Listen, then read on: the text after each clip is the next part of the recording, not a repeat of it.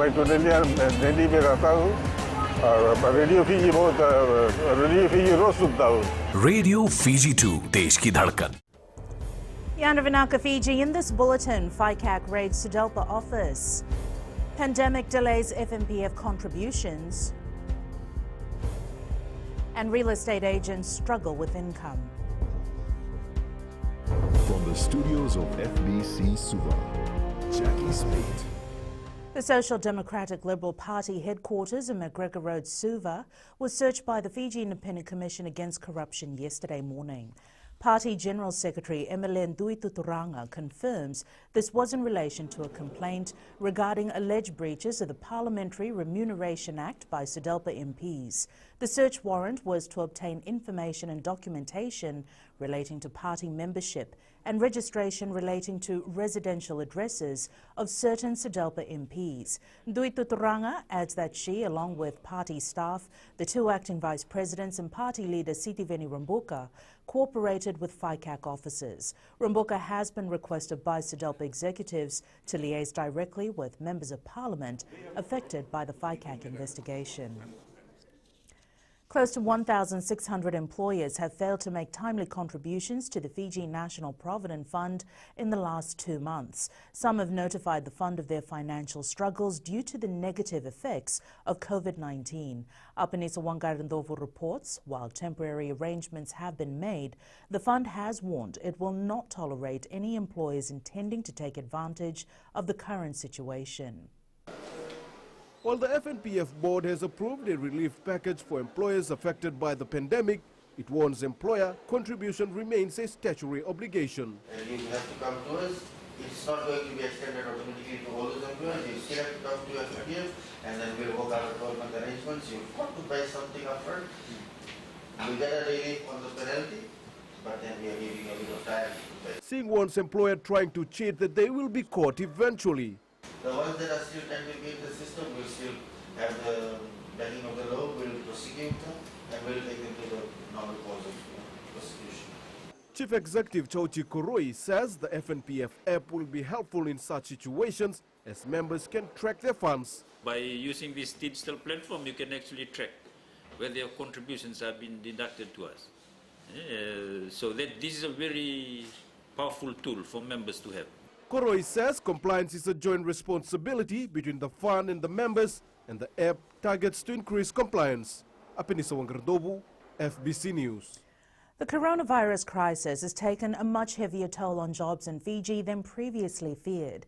In its latest study, the International Labour Organization estimates that 115,000 workers have been affected by the ongoing coronavirus pandemic. Director Martin Karimli says many people have ventured into other means of income.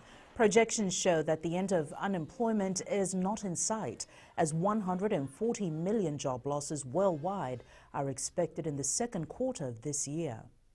60% of these workers, they actually transited to the different forms of employment, either labor without pay or reduced hours. But also it creates additional problems because it also as people transit to different forms of employment, it also increases the number of informal workers in the Fijian economy.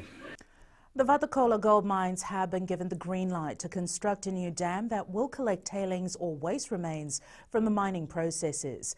The approval was granted after teams from the Mines and Mineral Resources Department addressed the Environment Impact Assessment criteria and other requirements stipulated in the Environment Management Act. Mineral Resources Permanent Secretary Dr. Racheli Tanga says the new dam is an alternative to ensure the tailings are collected in a safe manner, which will also reduce any form of hazards.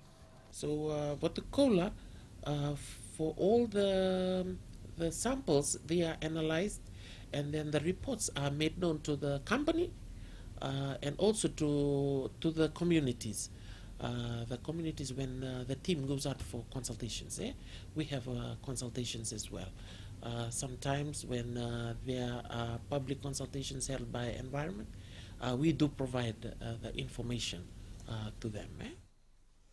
With Fijians now opting for low rental properties, some real estate agents are struggling as they have been heavily relying on commissions for income.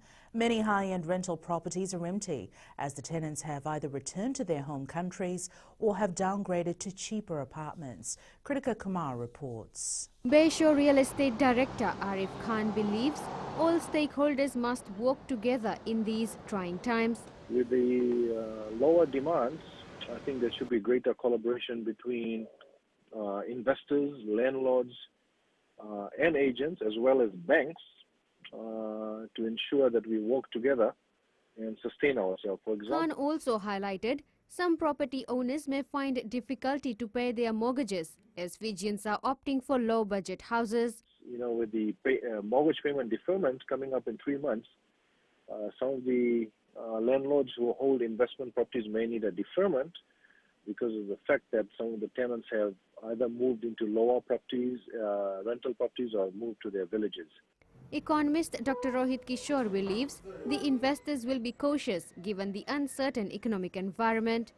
People will be very careful, very caution in going into building a lot of buildings. All these buildings going up everywhere got a lot of debt component in it. And you want tenants. The investors who are investing in this building, they want tenants. As the tourism activity remains muted, many Fijians working in the sector have returned to their villages. This has severely impacted the landlords in the Nandi and Lautoka area as their rental properties remain vacant. Kritika Kumar, FBC News. Enhancing child protection services, increasing assistance for the vulnerable and revising laws to protect our elderly are some areas included in the budget submission made by the Fiji Council of Social Services. Director Vani Vatanasinga says they are hopeful no one will be left behind. Sanyani Boiler reports. FCOS has requested for more funding for social welfare assistance in its budget submission for 2020-2021. We made some specific recommendations on increasing support for child protection services and awareness campaigns, particularly in areas where this is a common occurrence. We looked at services for older persons, and we recommended the revitalization of the National Council of Older Persons. Vatanasinga says they also recommend food security and safe drinking water for those living in informal settlements. We looked at water. Water was a big issue for a lot of those along the, these are people not just in rural areas, but those who are just living outside of Suva, outside of Lautoka. The Ministry of Economy has received submissions from various stakeholders. I mentioned we received over 200 submissions from the private sector across the various industries, so we're looking at how we can support some of the submissions that really contributing to employment creation and to getting the economy moving again. The budget will be announced on the 17th of this month. Sainiani Mboila, FBC News. Coming up in sports, no confirmation on Baber's contract. And bar brace for busy month. Details after the break.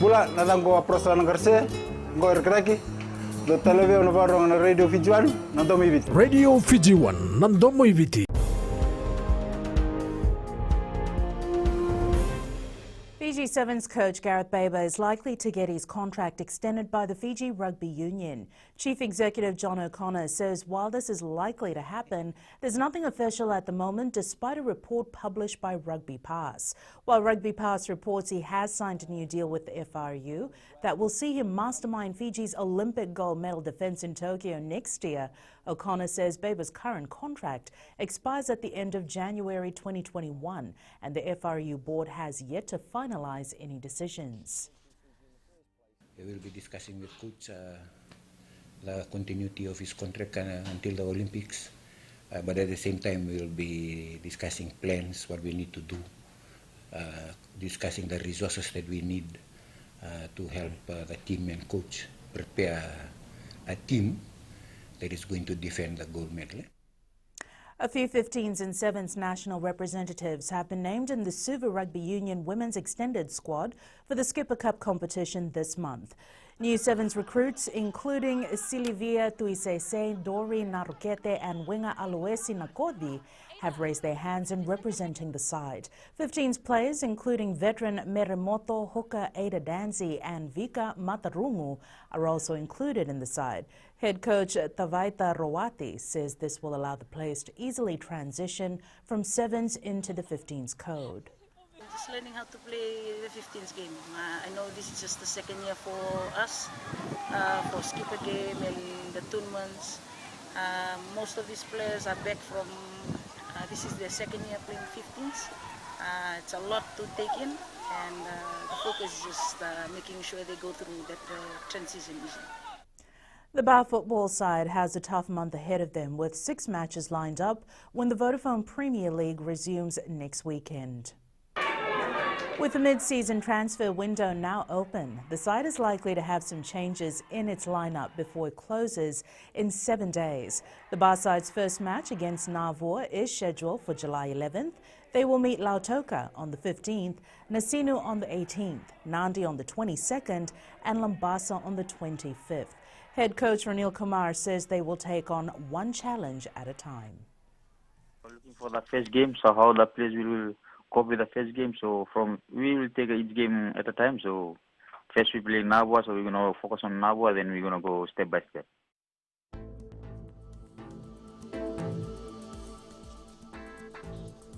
Taking a look at today's weather map, cloudy periods with some showers and possible thunderstorms over Vanua Level, Taviuni and Northern Lao Group. Showers gradually clearing later tonight, so that's some good news. Cloudy periods with brief showers over the eastern and interior parts of the other larger islands, Lomaiviti and the Southern Lao Group. So again, best to keep those umbrellas close. And that is your FBC Morning News. Join us at 1 p.m. and 7 p.m. for our major bulletin. Remember, in times of crisis, you need factual news that you can trust. Stop believing fake news about the COVID-19 on social media. Fight misinformation by getting only the facts about the coronavirus from verified news sources like FBC's TV, radio and digital media news. www.fbcnews.com.fj. Keeping Fijians connected with the truth.